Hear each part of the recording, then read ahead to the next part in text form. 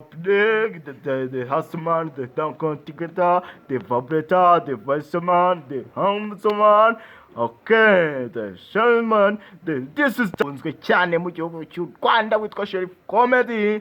This time, this is conservation for show. Aya, okay. Sheriff Comedy bimeze bite? Si myinshi urakomeye se? Ndakomeye cyane nk'igitsina. Ya, okay, Sheriff Comedy. Shaka abakobwa benshi bagiye banyandikira kuri Instagram, kuri Twitter, kuri Facebook, barambaza ati wazatuzaniye umugabo witwa Sheriff Comedy. Mbese yumva bundi wumva bundi wazasoza umukobwa umeze gute? Uteye umeze ute? Impamvu natereta urabona abakobwa bose bafite ba nyina. Kandi genzazana umukobwa udafite nyina. Kuko urabona inkwano z'ikigezi irahenze. Rero ngiye ntereta umukobwa udafite nyina kugira ngo ntazatanga inkwano. Ya, okay, Sheriff Comedy. Ubundi Sheriff Comedy ubundi wumva ukunda iki?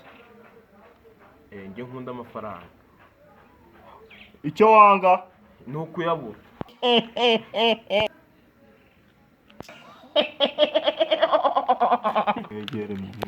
Mr. Ja, reka nkubaze.